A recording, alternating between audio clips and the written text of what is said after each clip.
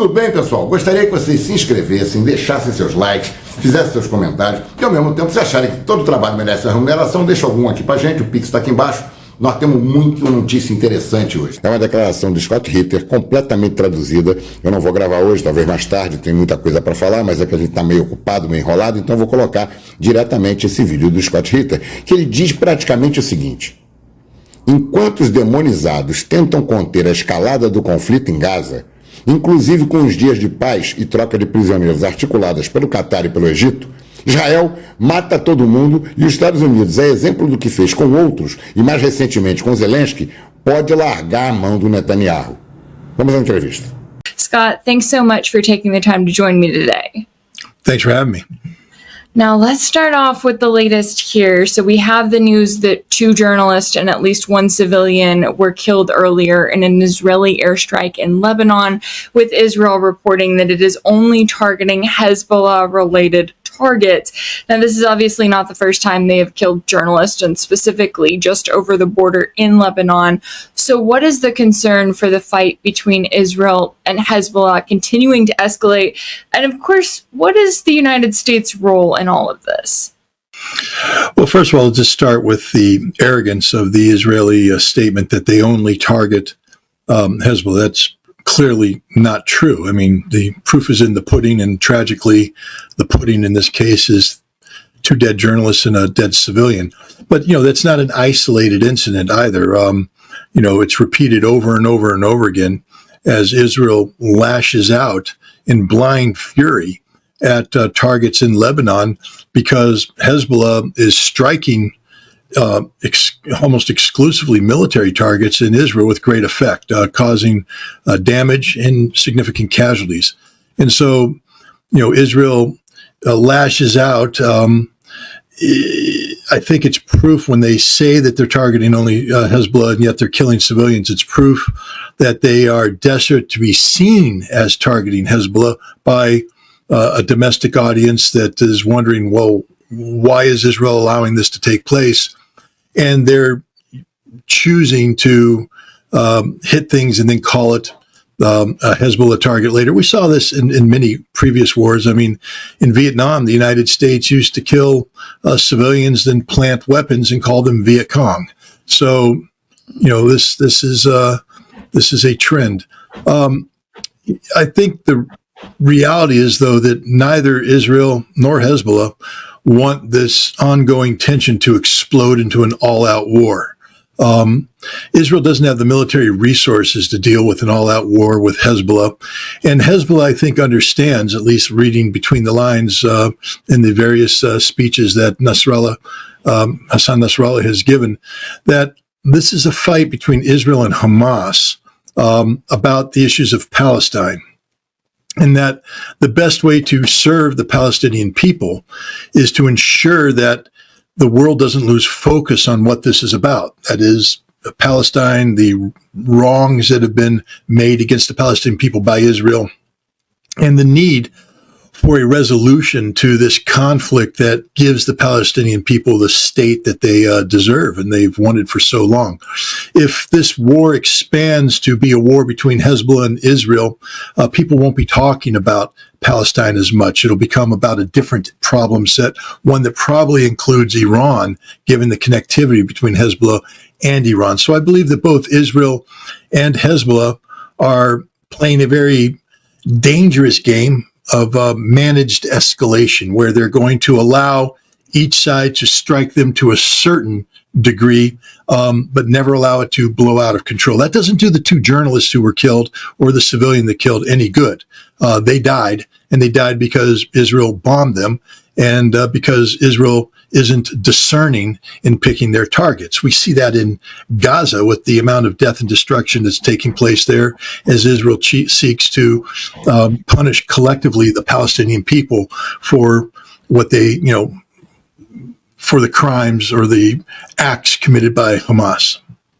Now, you said, what was the role of the United States in all this? I mean, the United States is in a very difficult position right now because historically we have backed Israel unequivocally. You know, hear no evil, see no evil, speak no evil about Israel.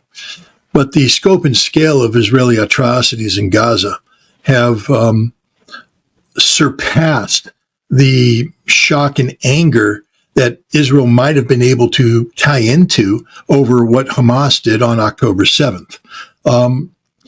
I think people now are viewing Israel, rightfully so, in my opinion, as the wrongdoer here, that the Palestinian people are the victims, and international opinion has turned against Israel. America is therefore put in a very difficult position because we need the world. We can't walk away from the world, and yet ambassador after ambassador after ambassador is sending cables to Tony Blinken saying we've lost the Arab street, we've lost the Arab world because of this Israeli problem. And so I think the United States is joining Israel and Hezbollah and Iran in trying to ensure that this war does not escalate further. And then they're also in the business of publicly advocating for Israel, but privately advocating against Israel, putting pressure on Israel to do things that they otherwise might not agree to. And I think we see that right now playing out. The Israeli War Cabinet is voting on whether or not to adopt or agree to a hostage exchange. If you listen to the words of the Israeli War Cabinet, the members of the War Cabinet leading up to this moment, they were all saying, we will never consider this. Impossible. We won't. There's no ceasefire. And yet they're doing it. Why? They're being pressured. Why? Because they're not winning. And that's the reality. Israel isn't winning this conflict. Yeah, and I'm glad that you bring up the question of a possible hostage deal, because I know that that has been what should have been a big focus. I know that there's been a lot of frustration in Israel coming from the family members of those hostages saying, not only why are you not prioritizing getting them, but why are you bombing the areas where they are? Why are you killing multiple of these hostages instead of prioritizing bringing our people back to their families? When it comes to the possibility of this deal, it also involves several Palestinians who Israel has taken into custody. And I know that that's been another element here, has been all of the people that Israel has arrested on its end and the questions there. So what is the message that is being sent when it comes down to the fact that they are even having this conversation about the hostages now? And why don't you think that it has been more prioritized in the public eye? Well, first of all, let's start off with the good news. And the good news is that people who have been unjustly held prisoner, both by Hamas and by Israel, will hopefully be released and be able to join up with their families. So that's the good news. And as somebody who cares about humanity and people, we should always be happy about that outcome. But then we have to reflect on the fact that, first of all, from a doctrinal standpoint, Israel did not ever want to be in this position. That's why they adopted something called the Hannibal Directive, which basically tells the Israeli Defense Force to kill soldiers that have been captured by Hamas or Hezbollah, so that they can't be used as leverage against Israel, as these 200 plus hostages are being used right now. The Hannibal Directive has led to the deaths of several hostages currently being held by Hamas.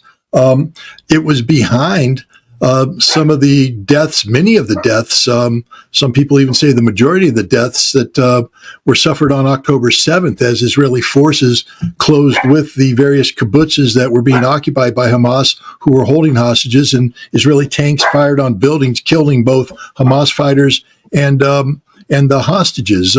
So Israel never wanted to be in this position. Hamas, on the other hand, made it one of their main objectives to take hostages for the express purpose of exchanging them for the prisoners being held. So this is a huge victory for Hamas. This is one of the major objectives they set out in the Al-Aqsa flood operation, to capture Israelis, bring them back, hold them, and then exchange them for a release of Palestinian prisoners who otherwise Israel had no intention of releasing.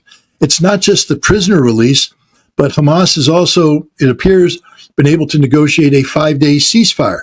And remember, the Israelis have said, we will never agree to a ceasefire. A ceasefire is a victory for Hamas. I think they said it all. A ceasefire is a victory for Hamas. Hamas, look, this war is a tragedy. ideally it should never have been fought. But we have to understand that it was not an act of terrorism, that Hamas was carrying out political objectives using military means. War is an extension of politics by other means. Clausewitz said that, and every practitioner of the military art understands that. And Hamas's military or political objectives were to get the world to talk about a Palestinian state. That's happening. To exchange their hostages for the prisoners held by Israel. That appears to be happening. And to get the Islamic world mobilized over the ongoing desecration of the Al-Aqsa Mosque, the third holiest shrine in Islam, by Israel. That's happening. I mean, we can spin it any way you want. And I think at this moment in time, it's probably best for people who are in a position of power not to overplay this reality because of the need to keep Israel at the negotiating table and not humiliate them. But the reality is, Israel wouldn't be making these concessions if they were winning. Israel's losing. Israel is having difficulty. And Israel is therefore susceptible to pressure from outside parties to agree to things they otherwise would not agree to, like prisoner swaps, ceasefires, and things of that nature. This is a huge Hamas victory. You don't want to count your chickens before they hatch, but so far, Hamas appears to be well on the way of accomplishing the three major political objectives that they set out to accomplish when they initiated this action on October 7th. Yeah, and when it comes to, really the price that has been paid in all of this, it has, of course, been the lives of the Palestinian civilians, the thousands of them that have been killed by Israel's bombardment. And it really has brought the world, or much of the world, to a point of waking up to this and waking up to what Israel is doing, the fact that they are killing all of these Palestinian children, and also the fact that even though they say that they are going to war with Hamas, the Palestinian civilians are the ones they're actually targeting and killing, and those are whose homes they are destroying. Now, when it comes down to what they are targeting, I know that Israel initially said that they don't target hospitals. Then they changed to claiming that they do target hospitals, specifically the Al-Shifa hospital, because there was a Hamas command center underground. Now, we have yet to see evidence of that command center. And when it comes down to the public and its view of Israel in this, specifically this hospital and their targeting of it, is this an Israeli intelligence failure, or is this more of an Israeli propaganda failure here? Well, it's both. I mean, look, again, we just have to be honest. On October 7th, Israel was humiliated. Their military, the vaunted Israeli Defense Force, IDF, was beat in a stand-up fight by Hamas. People can say it was a surprise attack, but was it? Because if you go and take a look at the record, Israeli intelligence observers had been reporting about the potential of a Hamas attack for some time now. This was incompetence. This was sloth. This was the fact that the Israelis aren't as good as everybody was led to believe that they are. And again, from an intelligence perspective, this was a huge Israeli intelligence failure. And intelligence goes beyond simply collecting data. It's about assessing the data, analyzing the data, then briefing the data to decision makers, and those decision makers acting on that data. We know that on the evening of October 6th, 7th, that the senior commanders of the Israeli Defense Force and Israeli intelligence services were meeting about the possibility of a Hamas attack. They had the information reports, they had the intelligence reports, the raw data from the intelligence personnel at Gaza. But they opted to believe that Hamas wouldn't do this because it wasn't in the interest of Hamas to do this, and that they would discuss this in the morning. But by the time they reconvened, the situation had changed. Hamas had attacked. And the reason why I bring all this up is for people today who are saying, well, Israel says X, and the Israelis are really good. Ladies and gentlemen, they're not good. Israel's in the situation they face today because their military isn't as competent as everybody were led to believe they would be, and their intelligence services aren't as all-seeing, all-knowing, and all-wise as they were led to be. So when Israel talks about a hospital facility, the Al-Shifa hospital, they put out that slick video. You've seen it, where they have the command, the tunnels underneath, the command post, and it's cool. It's got computers and chairs and everything and all the gadgets and gadgets. And they said, that's what's there. here's the interesting thing about hospitals and international humanitarian law. Hospitals are protected. They are a civilian object, and under no circumstances can they be struck except one.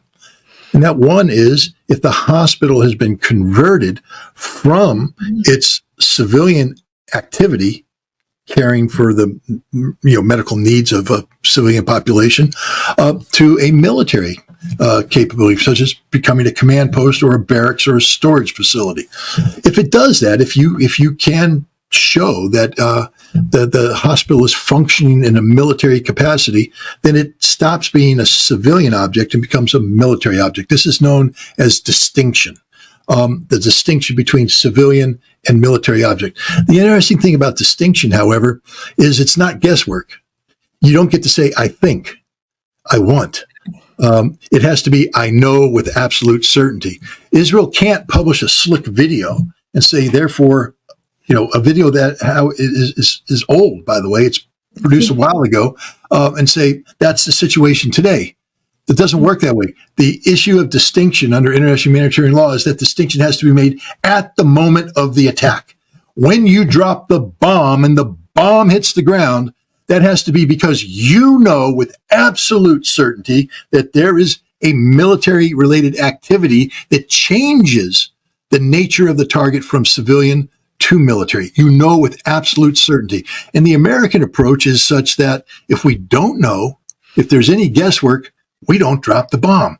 We did that against Osama bin Laden. One of the easy ways to kill him, the Obama administration believed, was to drop a bomb on the house. There would be collateral.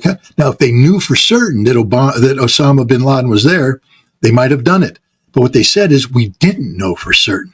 Therefore, we could not even consider that action because of distinction.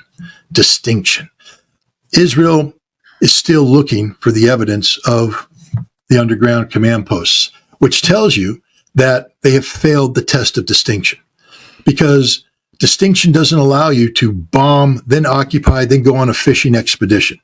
Distinction requires that you know for certain when you drop that bomb that there is a target there. But even then, there's the issue of proportionality. And let's say, just hypothetically speaking, it turns out that they can't find the big conference room they thought there, but they found a node. What is a node? A place where a Hamas commander could plug in his computer and get an update on the situation. Who knows what you want to call it? Now the issue of proportionality comes in, because even if that exists, it doesn't automatically give you a green light to drop a bomb that kills dozens or hundreds of civilians. You have to say, is this proportional to the threat? Is the threat posed by this activity proportional to the damage you're about to inflict? And Israel failed that test. If you recall, there was a refugee camp, and Israel dropped, I think, 6 2,000-pound bombs in the middle of that refugee camp, killing hundreds of innocent civilians because they said a Hamas company commander was located there on the ground. Now, when asked afterwards, do you have proof of it? No. So they failed distinction. But let's say the Hamas commander was there and is dead because of this strike. Israel fails the proportionality test because there's no way that you can justify killing that man and take out hundreds of civilians the way Israel did. So Israel is struggling right now. What's going on in Gaza is not a military campaign with military objectives. It's a political campaign, an ongoing act of revenge, where Israel, having been humiliated on October 7th, is seeking to demonstrably inflict harm on the Palestinian people as a visual way to tell the Israeli population that we who failed you on October 7th are in the business of retribution, in hope that the bloodlust of the Israeli people outweighs the intellectual capacity to think about what actually happened on October 7th and who is to blame. Because the moment the Israelis take a pause, take a deep breath, they're going to realize that the problem isn't Hamas. The problem is Benjamin Netanyahu. Yeah, and he was in trouble beforehand, and now he's got his emergency unity government, and he's just kind of sitting back, I guess, hoping that everyone will continue to be distracted. Now, another person who is in trouble in all of this is, of course, Joe Biden. And he started out standing with Israel. Now he's in a position of kind of trying to at least appear like he's playing both sides of the field, right? Appear as though he cares about the Palestinian people and wants them to have humanitarian aid, while still very clearly standing with Israel financially and militarily. And it's hurting him here at home. But what is the message sent to the rest of the world when the United States cannot get what is considered to be one of its closest allies to really agree to much here? Because it seems as though no matter how many trips Blinken takes over to Tel Aviv, they're still not getting that much progress with Israel. Even this latest hostage deal is mediated by Qatar. And even when it comes to these quote unquote humanitarian pauses, they're only getting that agreement from Netanyahu's government because it's being seen as a way to get civilians out of the area, also known as continuing on with this ethnic cleansing of the region. So Israel is looking at it from that perspective and not listening to their U.S. ally and what they are advising them to do.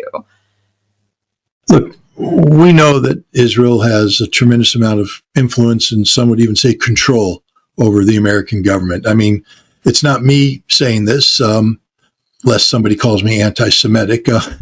Ariel Sharon, former prime minister of Israel, former hero of the Israeli Defense Force, openly bragged about how Israel bought the U.S. Congress, that he owned the U.S. Congress. Is he anti-Semitic?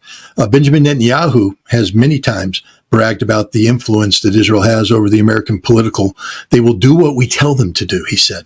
Is that anti-Semitic? No, it's a statement of the Israeli position that they will use whatever influence they can bring to bear on the problem to control American policy about the Middle East, about issues that are important to Israel.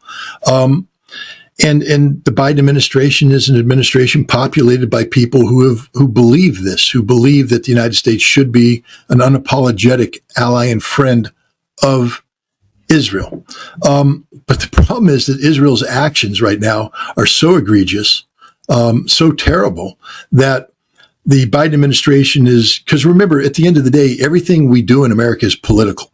So Americans aren't siding with Israel. American congressmen aren't siding, or congresswomen, representatives, senators aren't siding with Israel because they actually know anything about Israel or believe that Israel is good. They're doing it for pure partisan politics, because the failure to do so would cause AIPAC, the American Israeli Public Affairs Committee, to help fund a primary challenge to their continued position in Washington, D.C. And nobody wants to be primaried. They all are fearful of that. And so in exchange for the money they receive from Israel or the assurances of non-competitiveness regarding their seat, they vote right down the line for Israel. That works as long as the population is willing to accept this and not challenge it. And so far, the majority of Americans seem to be okay with that notion. But now people are starting to question what's going on. To show you the difficult position that the Biden administration's in on this one, Joe Kirby just did a press conference, I think yesterday, and he was asked about the nickname that the anti-war demonstrators have out there about Joe Biden. They call him Genocide Joe. Genocide Joe. And Kirby got angry. I mean, furious. This isn't genocide. But then he said something interesting that shows you just how morally deficient the United States is. I know too many Palestinians have died. I know too many Palestinian children have died. And it led me to believe this. What's not too many? I mean, okay, so you're upset now. We now know that a threshold of 13,000 dead Palestinians appears to be a threshold. But what number would be acceptable to America? Because what we're getting at here is the truth, that we don't care about the Palestinian people. We care about the political consequences caused by killing Palestinian people, that there's a number of dead Palestinians we would accept, we would find acceptable. And that's problematic. That speaks volumes about the lack of ethics on the part of the Biden administration, the American government, and the American people. Except the American people are starting to turn. They're starting to say no to the whole thing. And so the tide is turning right now. Israel doesn't control the American Congress the way they they used to. And you see Joe Biden starting to be able to become liberated to, do things. Ronald Reagan famously called Menachem Begin in 1982 and told him straight up, get your troops away from Beirut or it's over. Joe Biden could do the same thing today. You at the end of the day, the bottom line is, and I'll just make this statement up there, as much as Israel likes to believe they control America, it's a control that only exists because we let it exist out of political convenience. But at the end of the day, any American president could pick up the phone and order an Israeli prime minister to do something. And as long as we attach enough strings to that order, like you will never see another penny of American money, we will withdraw all military support, we will stop maintaining your aircraft, we will demand the return of the military assets we have gone to you, you'll never see another American airplane landing on your soil, we will force AIPAC to file as a foreign agent, and we will treat all Israeli lobby as foreign agents, as we should by law, by the way. If the moment you do that, the prime minister has no choice because Israel cannot exist without American support. That's the matter. We own Israel. Israel doesn't own us. We allow it to happen for political convenience. But what's happening right now is a fundamental shift in how America views Israel. Israel is no longer politically, a convenient political ally. Hey, if we just vote for Israel, easy things happen. We don't get, opposed in the primaries. We get money flowing in. It's all good. But when it stops being good, when it starts to threaten you, when you realize that your constituency has turned on the issue, the reality is we own Israel. And we can make Israel do anything we want it to do, anytime we want it to do it. And that's the direction this seems to be going right now, because you see even the Biden administration has bought into, the concept of supporting Israel blindly, is starting to say there are limits. And at some point in time, we may get a president that say that the limits aren't as expansive as the Biden administration had made them, that the limits are actually very narrow, and that if Israel doesn't toe the line, then Israel can be jettisoned. And people say, well, would we ever jettison Israel? Well, we jettisoned Afghanistan. We're jettisoning Ukraine right now. We jettisoned Israel.